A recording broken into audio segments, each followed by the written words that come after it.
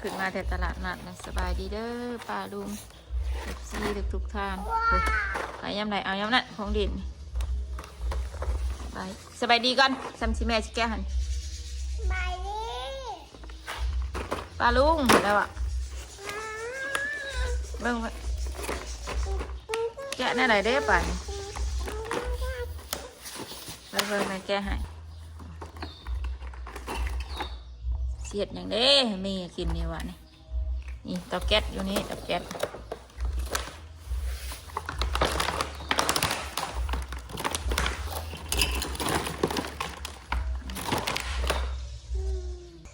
โมเมนต์หม้อนี่หม้อทอดไข่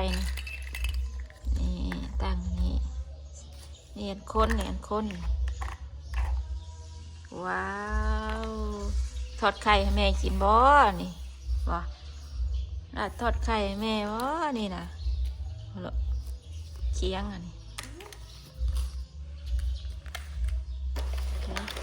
เบิดละบ่เบิดละบ่แล้วหม้อไอ้นี่หม้อแกงไอ้นี่หม้อต้มหมักเครื่องหมักนัด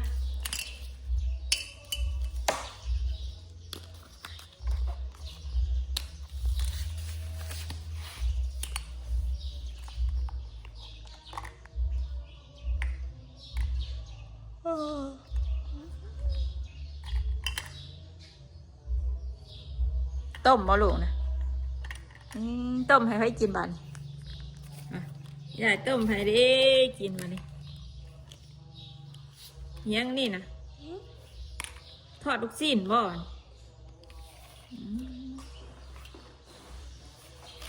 ดินได้บ่สองมื้อหม้อนี่นะหม้ออันนี้ลูกหม้อต้มมันหม้อนี่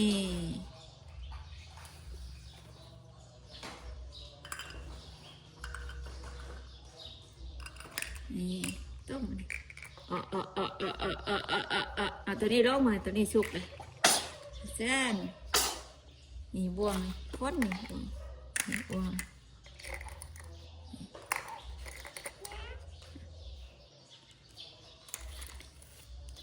ของดินใหม่ได้เหมือนปลาลุงนี่ตัวนี้พางตัวนี้ลูกนี่ตัวนี้หมอนกินหม้อข้าวต้มนะลูกกินข้าวต้มนะแม่ต้มข้าวให้นะกินบ่กินมาเดี๋ยวกินทั้งซ่าบ่ลูกว่าอยากกินข้าวอย่างเด้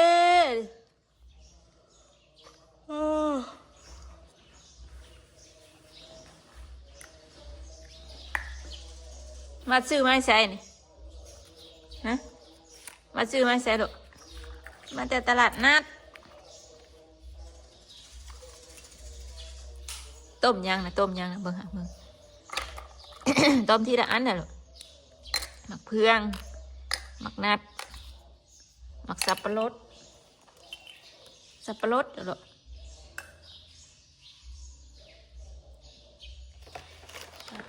สับปะรด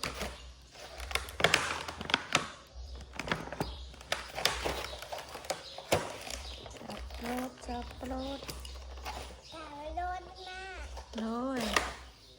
สับปะรดไข่ดาวอ่ะนี่ไข่ดาว60,000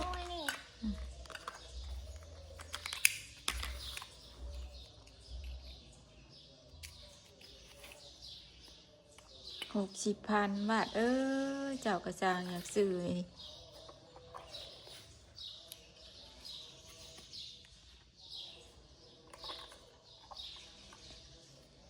ขอบใจแม่ได้แม่ซื้อให้นะขอบใจแม่ไหมแม่ซื้อเด้อบัดนี้เด้อเงินไม่ซื้อกี่เด้อมันเด้อเบิดเด้อขอบใจก่อนถือใจแม่ก่อน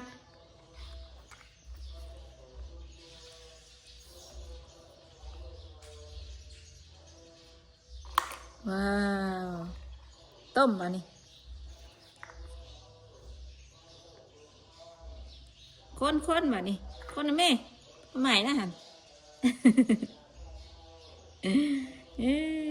กินบ่บัดนี้บาดกินบ่บัดนี้นี่ บ่วงมันงับ งับ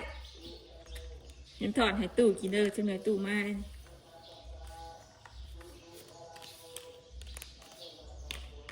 ป้าเค้กจักอันนี้วะ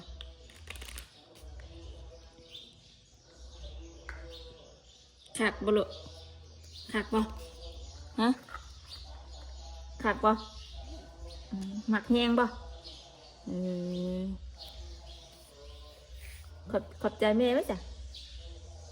ขอบใจแม่ไหนซื้อให้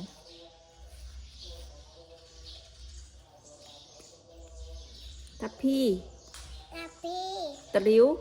ลิ้ว ตะลิว ลิ้ว พาหมอ พาโม นี่ก็พาหมอ นี่พาโม มันชุกแล้วก็เอาลงเอาตัวนี้มาต้มตุยตุยตุยตุยตุยมาเลย ฟ้าใหม่เนี่ย เอ๊ะ ฟ้าใหม่เนี่ย ใหม่บ่ปีนนะแม่นี่เอาบ่วงตะลิวนี่หมากยังนี่หมากยัง หมาโม่ หมากเพื่อง หมาเพื่อน หมากสับปะรด ไปรถ สับปะรด ใส่รถโบมี หมากนัด มานัด จะได้เบาง่าย ขายรถ หมากงุ่น มาเงิน สีเขียว สีเขียว สีม่วงไงลูกหาไฟใหม่อะไปวางเหมือนเตาอะ ข้นมันนี่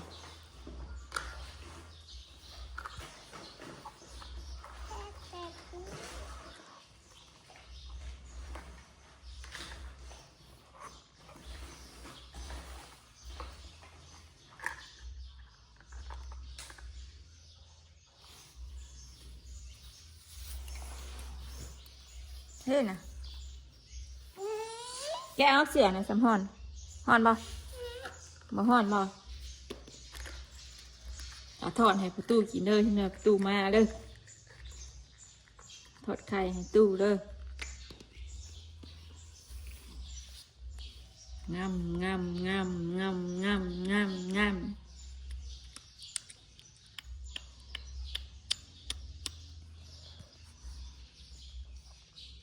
ใช่ป่ะบ่อมลูกบ่อมใช่หมอนะใช่หมอทอดไข่นะมันแม่โอ้ปีนท้องพังลาง กดลูกจีกับรอบด้วยมัน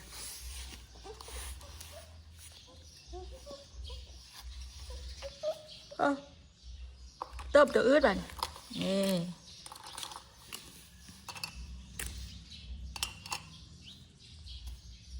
ชื่อเน่ประตูมาแล้วปืดนี่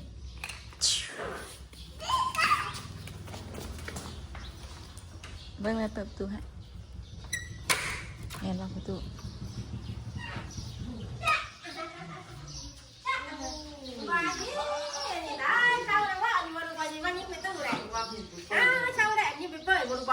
เท้าไข่เด้ เช้าแล้ว เท้าแล้วโอ้ยเอาน้องงัวหน่อยมาให้เนี่ย โอ้ให้ไอ้ผ้าผู้ ใส่ไอ้ผ้าอุ้ยกุ้งถึงแล้ว มันทับไว้ดูเบิ้งไม่จิเปิดเขานี่ ไปหลับ ไปค่ะไป ไปเขานั่งกันหลับไปหลับหลับน้องเขาอยู่วะ ไปอยู่ น้องงัวอยู่นะไม่หลับ ได้อันนี่ละน่ะใช่ซะ แล้วเขาผิดบ่ลูกบ่ ใช่คือเห็ดนั่นนี่ลูก ลายดอกอันนี้มันบัดในมือวะอันนี้บ้าเนี่ยบัดในมือวะอันนี้อยู่ตรงนั้นบัดไข่แล้ววะอันนี้ มัดไข่ถิ่มไปกะทิ แล้วนี่เห็นเก็บอยู่แน่ยาลินแล้ว ชื่อชาวนี้วัดแพนเลยสิ บอกว่า เพลงบ่เลย เมาแทนนะ กินข้าวกินอยากกินเก่งแดดนี่ได้ยินดีไม่ได้ยินดีนะ ตู้เบิ้งแน่ดินแบบไหน เด่นแบบไรลูก เห็ดแบบไหนดินแบบไหน เ ทอดไข่ให้ตู้กินไหม ทอดไข่บ่นี่นะ อ่ะ เอาทอดไข่ นี่ไข่ลาวนี่นี่ ไข่ลาว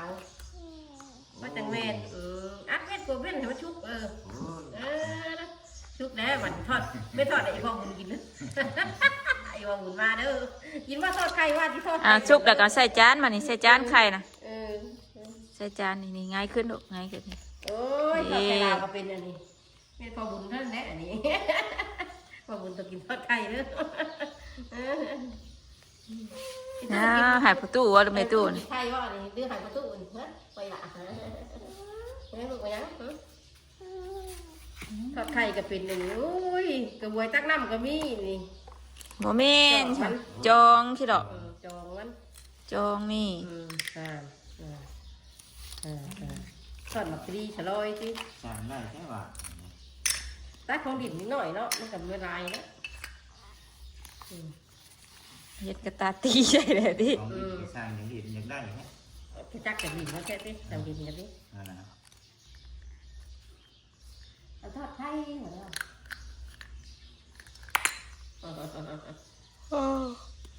สิ่งที่มันไม่เจ้าว่าของดีนี่น้องว่า เอาของดินนี่แหละมันสีสว่างของนี่ค่ะ จักบัดอีกหน่อยนะ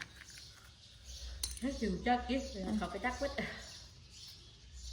ลาดประตูมารับไปหน้าแหละ ไปบ่ ตายบ่เอ้ย แกงหัวอีก แล้ ติ วไปจับ งัวหน่อยตัวใหญ่เลยนางเลยงัวไอ้เบาตัวทึบงัวไอ้เบา งัวบ่าวบ่อะไรดู ว่ามันสู้ชักมันยังเชิงอยู่มีหนาเลยเนี่ยงัวไอ้เบาก็งัวไอ้หวานได้หลายปีสองตัวนี้แล้ว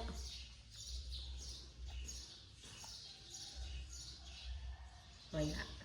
ไม่ได้หายแต่ว่าหายก็อย่างกี่ปีเนี่ยเรา จักมันคืนนี่มันหายนะมันคืนได้จักเป็นนี่คือไข่ก็คือบ่ได้ไข่บาดเป็นหยังลูกบาดพันบ่ ตัดที่นะ บ่เป็นหยังคือบุ่มบุ่มอยู่บดคืนหนาวช่างค่ะกับกระไรอย่าเห็ดแนวนี้ก็เจ็ดแนวนี้ ขาอุ่นอยู่สิ มันมีคุณไปซื้อแยกอันนี้บ่ เอา ไอ้นะ น้ำตกเลยหลัง ดินเก็บเลยจะเก็บเลยชาวบ่จะเก็บแม่บริสุทธิ์ให้เด้อบัดหน้านะดินต้องหูจักเก็บพร้อม เนี่ยนะ ถั่วมันบวงมันจะมีแต่จองมันจะ ยา มี ลินเกมเนี่ยนะ เพื่อนทอดมันจะมีก็เกี่ยวนะแต่เลยมักก็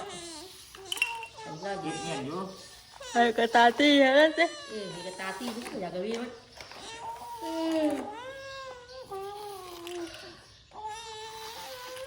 หมักเชอรี่มันเ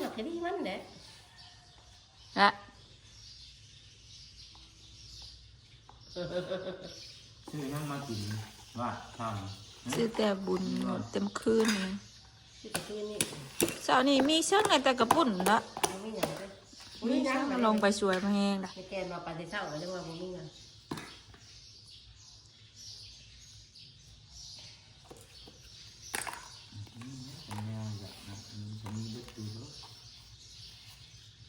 เอาเลยมา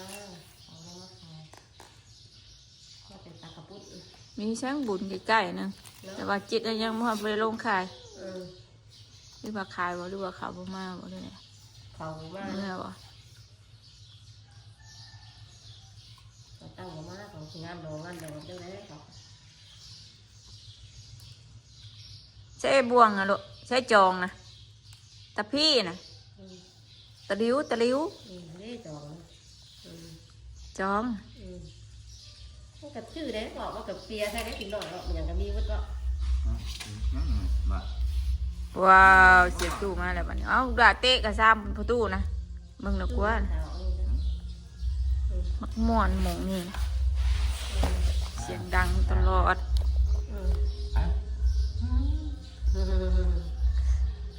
ตู้มาแล้วบัดเอ้ย ไม่ได้หรอก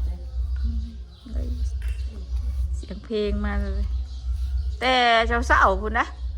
ตุ่มตุ้มอยู่แต่เช้า ชวนเขาไปเขา ๆตอนแรงกับเพื่อสิปิด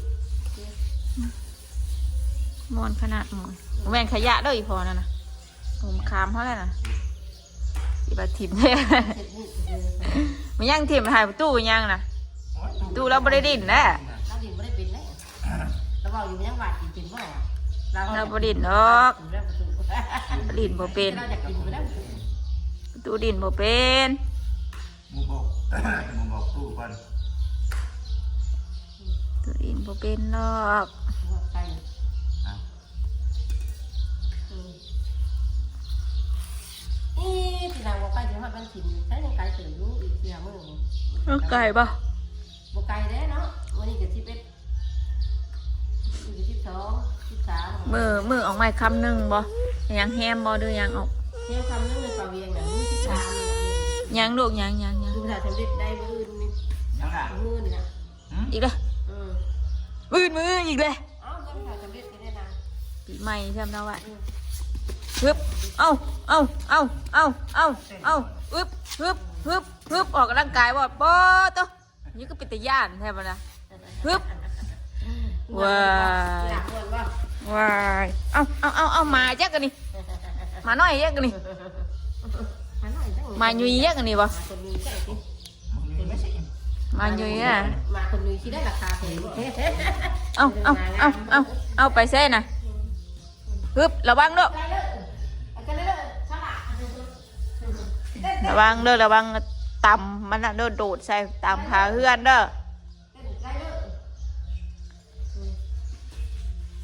บ้านเจ้าอยากกินข้าวกับยังลูกแม่สิไปเฮ็ดนี่วานนี่ต้มเหลือหน่วยนึงต้มมันว่ากระเปียกให้กระบกินไปอยากกินต้มมาม่าตายจังเป็นแท้นี่วะมันแซ่บนะแม่มันแซ่บนะแม่แซ่บกว่ากินใช่ปะ แม่กินว่ามา บ่อยากให้กินกันได้เอาหนุกเนาะว้ายเบิ่งหาพ่อบุญมาว่ามื้อนี้พ่อบุญมาว่ามื้อนี้พ่อบุญมาเลยนี่นะพ่อบุญมาเงียบเปื่อยๆนี่ว่าพ่อบุญสิมาดีใจนี่ว้ายพ่อกันขณะพ่อกันอันนี้พ่อไม่จอย กันนะประตูจอยนะพอเมย์ พ่อบุญนะพ่อวาด พอว่า พ่อวาด มันเป็นนี่นะเก็บ อั วาง นนี้ เนี่ย ต้อนนั้นไปเด้อแล้วนางเด้อต้อนนั้นไปเด้อพอบุญได้ยังก็พอวาดอยู่บ่พอวาดชื่อยังก็มาต้อนอยู่บ่เห็นตู้ต้อนนั้นเลยล่ะเด้อบ่ให้ต้อนดีได้เพิ่นตู้ต้อนหนึ่งว่าที่ว่าเผือกมันเนี่ย อุ้ยนั่นก็เฮาสร้างไงแล้วซื้อเราแลนน้องมาซื้อมาไกลๆนึงแล้วก็เราก็กลับขึ้นไปอีก บ่มีดอกสิ จังเฮาบ่เราบ่ซื้อเราสั่งไงเราซื้อ เผือกในการซื้อเสือปีนี้เนาะการซื้อ เขาบ่ได้บอกให้เราซื้อว่า เผือกเราซื้อลงถึงง่ายหอมเลยถาม แพงได้ไหมเอ่ยนะ แพงเหรอลายช่ำลงไปไปเมื่อนั้นกันเนาะพยายาม หัดจักคือกับบ่ฮู้คือกันอีกายนี่เฮาซื้อมันมาอีหยังวะเปลือกอ้อยบ่แต่ ลูกอ้อยก็มีเผือกยังก็มีหัวก็มีไงก็มีนะ มันบ่แซ่บสำบาเฮากินนะเจ้าจะต้มบานเราจะต้มบาน มีหัวได้ต้องมีหัวได้ยังทันได้มีหัวได้ฮะ ล่มนะฮะล่มนะ ลืมหน้า ห่านลงจง เก็บ เสียว างเนี่ยไปถือว่าหันใส่มึงรู้ อ้าวยังบ่แล้ว ไป อ่ะ บอกผู้ นั่น นี้ แล้วเหรอ มาบ้านในตู้โทรหาอยู่ไปบุญก่อน บ่ได้ไปเฮาไปผู้เดียวเฮาไปเฮาว่าไปว่าบุญนะแม่นะเพิ่นว่าครั้งแรกนะว่าสิไปออกมาแต่เฮือนห้านเสริมช่วยหาทองนะแล้วว่ามาอยากนอนเพิ่นว่ามาจะกินแม่มนอนว่าเฮามาแบบนั่งดินกับระว่าวอยู่นี่บ่ได้นอนว่าวมาโอ้ไปหาเราไปดูกันวันนี้กับประตูไม่ตู้มาลีดน้ำลานดาว ดูสิเก็บเงี้ยนะ นี่จ้ะขอบคุณหลายๆเด้อปลาดุงเลยที่กลับมารับชมเลยไปดีกันไหม สบายดีไหม ไปดีแกไปนะ ซื้อมา6 เครื่องบ่แม่จอยนี่ถือคือว่าลูกจิตพิษเนี่ยนะบ่